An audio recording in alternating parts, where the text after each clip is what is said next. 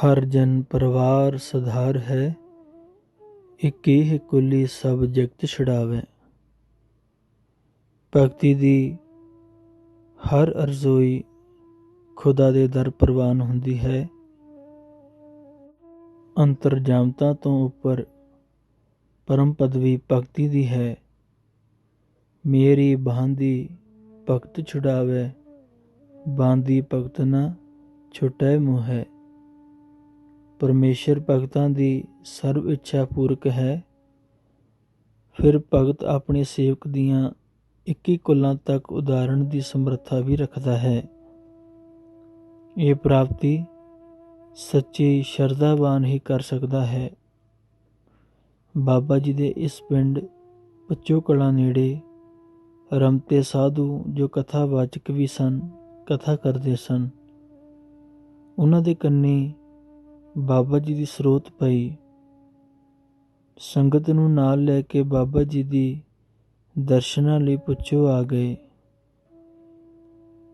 दर्शन करन उपरंत उत्तर प्रश्न भी होए। इन्हां बचनां विचों उसने भांप लिया कि बाबा जी पूर्ण महापुरख हन। महात्मा ने कुछ परमार्थ वस्तु की मंग की। दुनियादार दी दुनियावी मंग पूरी ना होवे, पर महापुरख तो परमार्थ की मंग जरूर पूरी हुंदी है। आत्मक वस्तु की साधना करने वाले नूं कदे खाली नहीं मुड़दे सन। आप बचन करते हुंदे सन, अध्यात्मक मंग मंगण वाले नूं असीं खाली नहीं मोड़ सकते, क्योंकि दरगाह विच पुछ हो जाती है। ये प्राणी किसी समय आप पास गया सी, तुसी इस नूं निराश करके मोड़ दिता। महापुरख संसार विच आउंदे ही जी दान दे भगती लायन, हर स्यो लैन मिलाए वास्ते हन।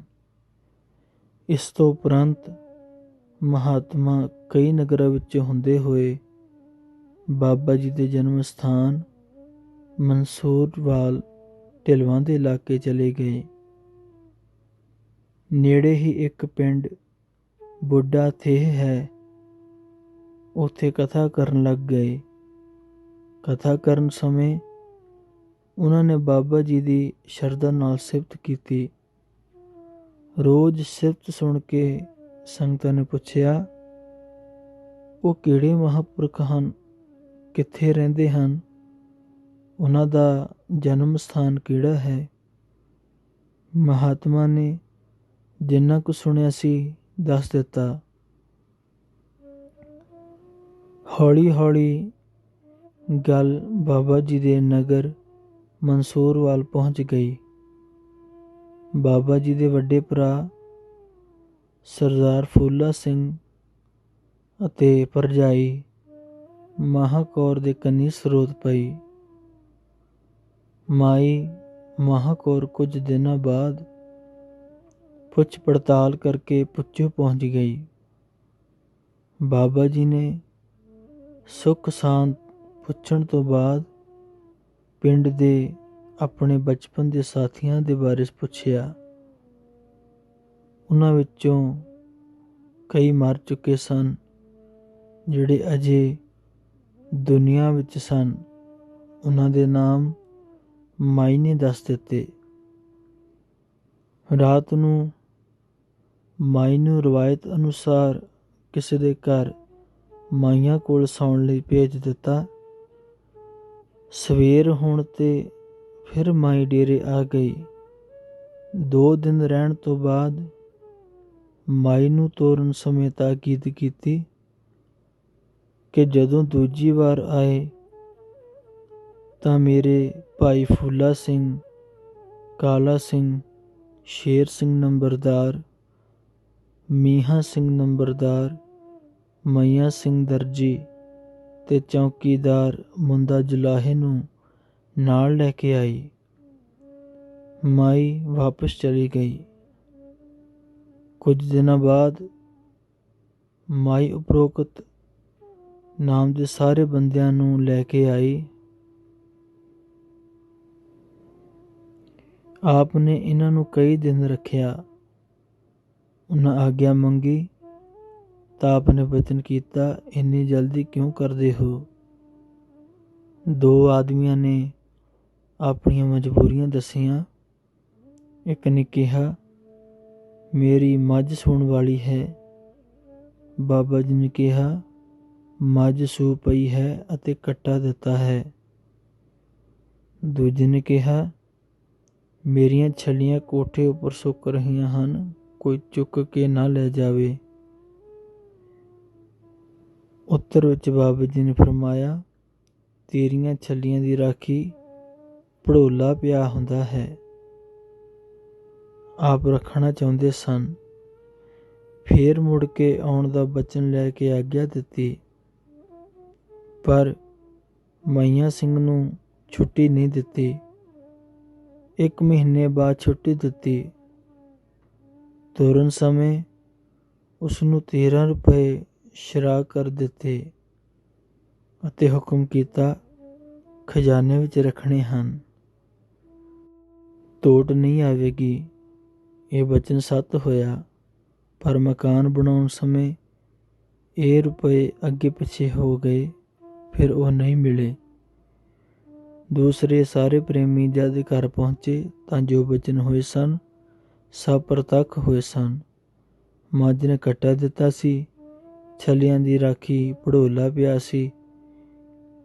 ਤੀਸਰੀ ਵਾਰ ਮਹਾਕੌਰ ਦੇ ਨਾਲ ਭਾਨ ਸਿੰਘ, ਬਹਾਦਰ ਸਿੰਘ ਅਤੇ ਇੱਕ ਲੜਕੀ ਭਾਨ ਕੌਰ ਸੀ।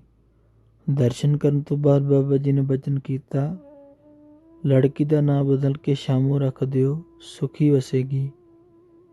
ਭਾਨੀ ਸਾਡੀ ਮਾਤਾ ਦਾ ਨਾਮ ਹੈ।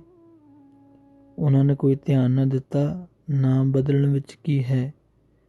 ਸਦ ਬਚਨ ਸਾਧੂ ਉਪਦੇਸ਼ ਵਾਲੀ ਬਾਣੀ ਨਾ ਸਮਝ ਸਕੇ। ਫਿਰ ਲੜਕੀ ਸਾਰੀ ਉਮਰ ਦੁਖੀ ਹੀ ਰਹੀ। ਕੋਈ ਨਾ ਕੋਈ ਦੁੱਖ ਲੱਗਿਆ ਹੀ ਰਿਹਾ। ਆਪਣੇ ਭਾਣੇ ਜੋ ਚੱਲੇ ਪਾਈ, ਵਿਛੜ ਚੋਟਾਂ ਖਾਵੇ। ਮਹਾਂਪੁਰਖਾਂ ਦੀ ਸੰਗਤ ਕਰੇ, ਉਹਨਾਂ ਦੇ ਚਰਨ ਸ਼ਰਨ ਰਹਿ ਕੇ ਮਨ ਮਰਜ਼ੀ ਕਰੇ ਤਾਂ ਪਰਮਾਰਥ ਦੇ ਸੁੱਖਾਂ ਤੋਂ ਵਾਂਝਾ ਰਹੇਗਾ। ਲੋਕ ਦੇ ਪਦਾਰਥ ਪਾ ਕੇ ਪ੍ਰਭੂ ਦਾ ਜਸ ਕਰਨ ਤੋਂ ਗੁਰੇਜ਼ ਕਰੇ ਤਾਂ ਪਰਲੋਕ ਦੀਆਂ ਨਿਆਮਤਾਂ ਕਿਵੇਂ ਮਿਲਣਗੀਆਂ। ਇੱਕ ਰਮਤਾ ਸਾਧੂ ਡੇਰੇ ਪਹੁੰਚਿਆ। ਬਾਬਾ ਜੀ ਦੇ ਸੇਵਕ ਤੋਂ ਆਗਿਆ ਲੈ ਕੇ ਟਿੱਲਾ ਸਾਹਿਬ 'ਤੇ ਚਲਾ ਗਿਆ। ਦਰਸ਼ਨ ਕਰਕੇ ਨਮਸਕਾਰ ਕੀਤੀ ਅਤੇ ਬੈਠ ਗਿਆ। ਹਜ਼ੂਰ ਨੇ ਮਰਿਆਦਾ ਅਨੁਸਾਰ ਨਾਮ, ਗੋਤ, ਪਿੰਡ ਪੁੱਛਿਆ। ਉਸਨੇ ਕਿਹਾ, महाराज हमारा जन्म बांगर का है, हम रमते रहते हैं। बाबा जी ने वचन किया, ठीक है। बाबा जी ने सेवक ਨੂੰ ਹੁਕਮ ਦਿੱਤਾ, ਉੱਤਰ ਵਾਲੇ ਪਾਸੇ ਬੇਰੀ ਥੱਲੇ ਇਸ ਦਾ ਆਸਣ ਲਾ ਦਿਓ, ਇਸ ਨੂੰ ਜਲ ਪਾਣੀ ਛਕਾਓ। ਸਾਧੂ ਨੇ ਕਿਹਾ, ਮੈਂ 8 ਪਹਿਰਾ ਭੋਜਨ ਕਰਦਾ ਹਾਂ। ਹਜ਼ੂਰ ਨੇ ਫਰਮਾਇਆ, ਸ਼ੁੱਧ ਹੈ। ਕਦੇ ਕਦੇ ਬਾਬਾ ਜੀ ਨੇ ਉੱਪਰ ਬੁਲਾ ਲੈਣਾ, ਬਚਨ ਬਿਲਾਸ ਕਰਨੇ ਅਤੇ ਫਿਰ ਥੱਲੇ ਭੇਜ ਦੇਣਾ। ਇੱਕ ਦਿਨ ਸਾਧੂ ਨੇ ਆਗਿਆ ਮੰਗੀ, ਪਰ ਹਜ਼ੂਰ ਤੋਂ ਆਗਿਆ ਨਾ ਮਿਲੀ। 2 ਦਿਨਾਂ ਬਾਅਦ ਫਿਰ ਆਗਿਆ ਨਾ ਦਿੱਤੀ। तीसरी बार बेनती की थी कि अब तो हम हजूर रमेंगे, हुण रुक नहीं सकते। अड़ियल सुबह देख के बाबा जी ने पूछा, किस तरफ जाओगे? उसने कहा, हरिद्वार की तरफ। आप जी ने फिर बचन किया, रमो रमो रमो ते खूब रमो। बाबा जी दी रमज नूं वो ना समझ सकिया। ਸ਼ਾਮ ਨੂੰ ਹਰਿਦੁਆਰ ਵਾਲੀ ਗੱਡੀ ਚੜ੍ਹਨ ਲਈ ਪੁੱਛੋ ਸਟੇਸ਼ਨ 'ਤੇ ਚਲਾ ਗਿਆ। ਪਰਮੇਸ਼ਰ ਦਾ ਭਾਣਾ ਹੋਇਆ ਤੇ ਪ੍ਰਾਣ ਨਿਕਲ ਗਏ।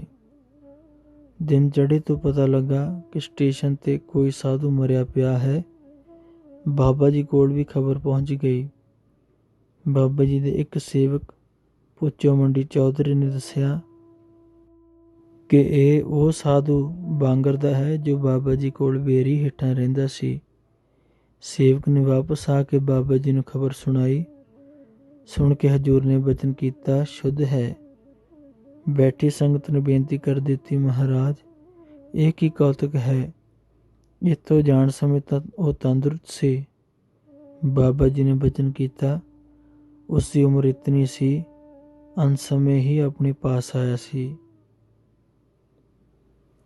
ਸਾਡੀ ਇੱਛਾ ਸੀ ਇਸ ਦਾ ਅੰਤ ਇੱਥੇ ਹੋਵੇ, ਇਸ ਨੂੰ ਮੁਕਤ ਕਰ ਦਈਏ, ਪਰ ਉਸਨੇ ਬਚਨ ਨਾ ਮੰਨਿਆ। ਜਿੱਦ ਕਰਕੇ ਵਾਰ-ਵਾਰ ਆਗਿਆ ਮੰਗੀ ਅਤੇ ਚਲਾ ਗਿਆ। ਹੁਣ 84 ਲੱਖ ਜੂਨੀ ਭੋਗੇਗਾ, ਫਿਰ ਕਿਸੇ ਸਮੇਂ ਮਨੁੱਖੀ ਜਨਮ ਮਿਲੇਗਾ ਤਾਂ ਮੁਕਤੀ ਮਿਲੇਗੀ। ਜੇ ਨਾ ਜਾਂਦਾ ਤਾਂ ਹੁਣੇ ਹੀ ਮਿਲ ਜਾਣੀ ਸੀ। ਸਾਰੀ ਸੰਗਤ ਨੇ ਨਮਸਕਾਰ ਕੀਤੀ ਅਤੇ ਸ਼ਾਂਤ ਹੋ ਕੇ ਬੈਠ ਗਏ।